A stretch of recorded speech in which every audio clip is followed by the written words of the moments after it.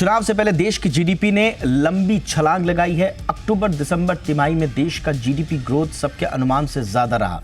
दिसंबर तिमाही में भारत की जीडीपी ग्रोथ बढ़कर 8.4% रही। इससे पहले सितंबर तिमाही में जीडीपी की ग्रोथ 7.6% थी।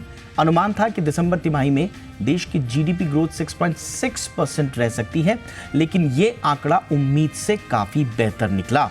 आरबीआई ने इस दौरान यानी कि अक्टूबर दिसंबर तिमाही में 6.5% जीडीपी ग्रोथ रहने का अनुमान दिया था। इसके साथ ही FY24 यानी कि वित्त वर्ष 2023-24 के लिए जीडीपी ग्रोथ अनुमान 7.3% से बढ़ाकर 7.6% कर दिया गया है। इधर पीएम मोदी ने भी जीडीपी आंकड़ों पर एक्स पर पोस्ट किया है। उन्होंने लिखा है कि 8.4% ग्रोथ मजबूती दिखाता है हमारी अर्थव्यवस्था की। मजबूत जीडीपी ग्रोथ जो है वो इकोनॉमी की ताकत है। प्रधानमंत्री नरेंद्र मोदी ने यह भी कहा कि तेज आर्थिक विकास लाने के लिए अभी प्रयास जारी रहेंगे और 140 करोड़ भारतीयों का बेहतर जीवन जो है वो बेहतर करने और एक विकसित भारत बनाने में इस तरह के आंकड़ों से मदद मिलेगी। आइए अब थोड़ा सा इसका विश्लेषण करते हैं और इस वक्त हमारे साथ सुनील कुमार सिन्हा जी जुड़ चुके हैं, जो कि प्रिंसिपल इकोनॉमिस्ट हैं इंडिया रेटिंग्स एंड रिसर्च के। डॉक्टर सिन्हा, बहुत बहुत स्वागत है सर आपका हमारे शो पर। सबसे पहला सर, 8.4 इसका अनुमान नहीं था सर, बट इसके आधार आपको क्या नजर आ रहे हैं और इन नंबर्स पर आपका विश्लेषण क्या है सर? देखिए, जब सेकेंड क्वार्टर के नंबर्स आए थे उस समय भी जो रफ्तार हमने सेकेंड क्वार्टर में देखी थी फर्स्ट क्वार्टर के बनिस्बत, वो अपेक्षा से कहीं बेहतर थी। और थर्ड क्वार्टर में भी हम देख रहे हैं कि जो ओवरऑल ग्रोथ के नंबर्स आए हैं वो अपेक्षा से बेहतर हैं। तो ये एक चीज़ तो क्लियरली इंडिकेट कर रहा है कि जो अंडरलाइंग मोमेंटम है इकोनॉमी में वो अपेक्षा से ज़्यादा रफ्तार में है और जिसकी वजह से अनुमान से कहीं ज़्यादा जो है ओवरऑल जीडीपी का ग्रोथ आ रहा है। अब अगर हम इस तिमाही जो थर्ड क्वार्टर के नंबर्स आए हैं उसके ऊपर नज़र डालें तो उसमें दो चीज़ें हैं। एक तो ये है कि जो मोमेंटम है वो साफ झलकता है खास करके इंडस्ट्रियल और सर्विसेज सेक्टर में, क्योंकि एग्रीकल्चरल सेक्टर का ग्रोथ नेगेटिव है थर्ड क्वार्टर में। उसके बावजूद भी अगर ओवरऑल जीडीपी नंबर इतने बेहतर आते हैं तो क्लियरली सर्विसेज और इंडस्ट्रियल सेक्टर में जो है अच्छी खासी ग्रोथ है और वो मोमेंटम प्रदान कर रहा है ओवरऑल जीडीपी पे। परंतु इसको थोड़ा सा अगर हम विस्तार में या विस्तृत तरीके से देखना चाहें तो इसमें दो चीज़ें उभर कर आती हैं। एक तो ये है कि जो जीडीपी के नंबर हैं पिछले साल के वो रिवाइज हुए हैं और वो डाउनवर्ड रिवाइज हुए हैं। पहले का अनुमान था कि जो जीडीपी ग्रोथ फिस्कल ईयर 23 में है वो 7.2% है, उसको घटा करके 7% कर दिया गया है। तो एक जो मोमेंटम मिला है वो तो बेस इफेक्ट की वजह से मिला है और दूसरा जो मोमेंटम मिला है वो ये है कि जो इंडस्ट्रियल सेक्टर है वो अपेक्षा से कहीं बेहतर उसने परफॉर्म किया है। डबल डिजिट ग्रोथ 10+% का जो ग्रोथ उसने इस तिमाही में भी दिखाया है, इसकी उम्मीद नहीं थी। मैं यही समझना चाह रहा हूं सर, ये उम्मीद से ज़्यादा ये जो डेटा आ रहा है ये इसके पीछे के कारण, क्योंकि कोई भी जितने भी आर्थिक जानकार हैं उनके अनुमानों से ज़्यादा है। कुछ दिनों पहले तो रघुराम राजन साहब तो ये कह रहे थे कि भाई घटने वाली और 5% भी अगर हो जाए तो चलिए उनको हम ये कहते हैं कि चलिए वो सरकार के जो आलोचना करने वाला क्लब है उसमें शामिल हैं।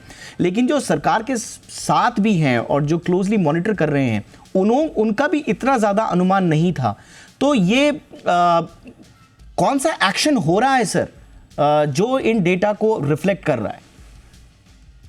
देखिए, एक चीज जो मैं अभी कह रहा था कि जो सबसे सरप्राइजिंग नंबर है वो ना तो एग्रीकल्चर का है ना ही सर्विसेज सेक्टर का है। जो सबसे सरप्राइजिंग नंबर है वो इंडस्ट्रियल सेक्टर का है, और इंडस्ट्रियल खास ग्रोथ करके का। मैन्युफैक्चरिंग सेक्टर का। तो इसको समझने के लिए हमें एक चीज पे ध्यान देना पड़ेगा, और वो ये है कि आईआईपी के आंकड़े जो हैं वो जीडीपी के आंकड़ों से पहले आते हैं। तो वो भी एक तरह से इंडस्ट्रियल सेक्टर में जो ग्रोथ है उसको मेजर करते हैं, और ये जो इंडस्ट्रियल जीडीपी है ये भी इंडस्ट्रियल सेक्टर के ग्रोथ को मेजर करता है। पर अब आप ये देखिए कि जो आईआईपी का आंकड़ा है वो थर्ड क्वार्टर में तकरीबन 5.5% के आसपास, टू बी मोर प्रिसाइज 5.3% का ग्रोथ दिखा रहा है। ठीक। परंतु जब हम जीवीए का नंबर देखते हैं जो कि आज रिलीज हुआ है, तो वो 10% से भी ज्यादा का ग्रोथ दिखाता है। तो ऐसा क्यों है? इसको समझने के लिए ये समझना पड़ेगा कि जो किस तरीके से जीडीपी मेजर होता है और किस तरीके से आईआईपी मेजर होता है। ठीक। तो आईआईपी जो है वो आउटपुट ग्रोथ को मेजर करता है, कहने का मतलब वॉल्यूम ग्रोथ जो है उसको मेजर करता है। और जीडीपी जो है वो वैल्यू एडिशन ग्रोथ को मेजर करता है। तो इस समय जो मेरी समझ से हो रहा है वो ये है कि अभी हमने देखा था पिछले साल ऑल ऑफ अ सडन जो है कमोडिटी प्राइस में कुछ हाल आया था, जिसकी वजह से जो है डब्ल्यूपीआई भी काफी बढ़ गया था, और काफी हद तक जो है उसकी वजह से परेशानी भी हुई थी इंडस्ट्रियल सेक्टर को, और उन्होंने उसको काफी हद तक अपने आउटपुट प्राइसेस में पास ऑन भी किया था। जी। अभी क्या हुआ है कि पिछले 8-10 महीनों से हम ये देख रहे हैं कि लगातार जो है वो कमोडिटी प्राइसेस स्टेबल हैं, और जिसकी वजह से जो इनपुट प्राइसेस हैं वो उस हिसाब से नहीं बढ़े हैं।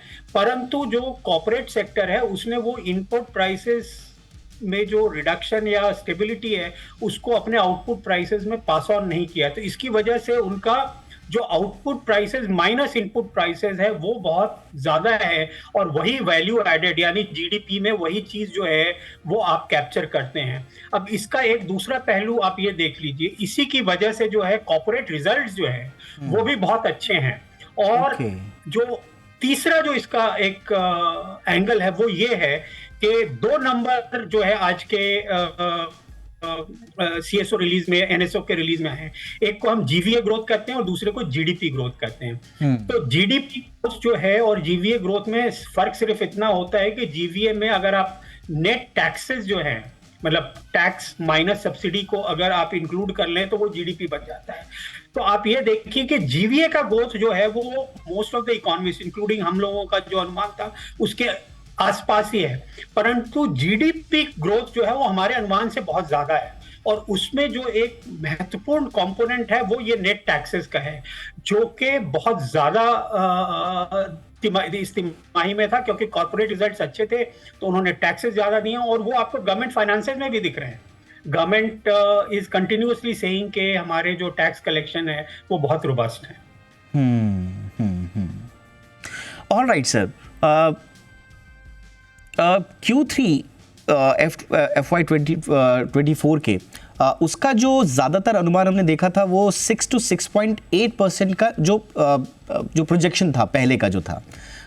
अब उसके पीछे के कई कारण जो हैं वो अर्थशास्त्रियों ने गिनाए थे। उसमें जो स्लो एक्सपेंडिचर पुश था, साथ ही साथ जो इंडस्ट्रियल ग्रोथ एक तरह से म्यूट की गई थी, और अनइवन मॉनसून का भी एक फैक्टर उसमें था।